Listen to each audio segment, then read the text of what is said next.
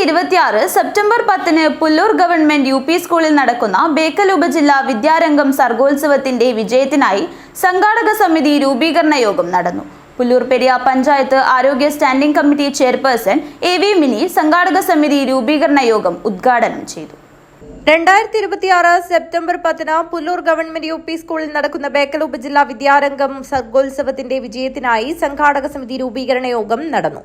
പുല്ലൂർ പെരിയ പഞ്ചായത്ത് ആരോഗ്യ standing committee chairperson AV mini സംഘാടക സമിതി രൂപീകരണ യോഗം ഉദ്ഘാടനം ചെയ്തു. അവരുടെ സർഗവാസനകൾ പ്രദർശിപ്പിക്കുന്നതിന് വേണ്ടി കഴിയുന്ന രൂപത്തിലേക്കുള്ള ഏറ്റവും പ്രധാനപ്പെട്ട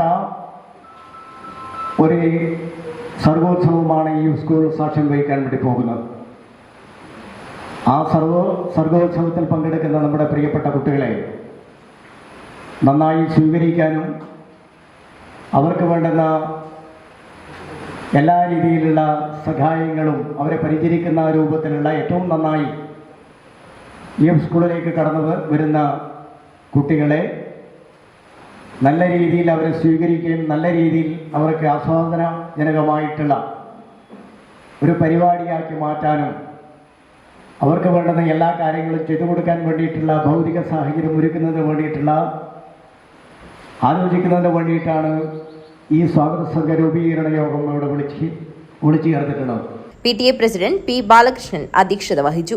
Kanhangad block panchayat member Narayanan Madikkal, ward മെമ്പർമാരായ VK Nalini, A. Santhosh, Rekha, K. Bindu, BPC P. Muhammad Ali, headmasters forum convener T. Vishnu Namboothiri, school SMC chairman A. Shaji, mother PTA president Divya Pramod, മുൻ ഹെഡ്മാസ്റ്റർ P. ജനാർദ്ദനൻ എന്നിവർ സംസാരിച്ചു.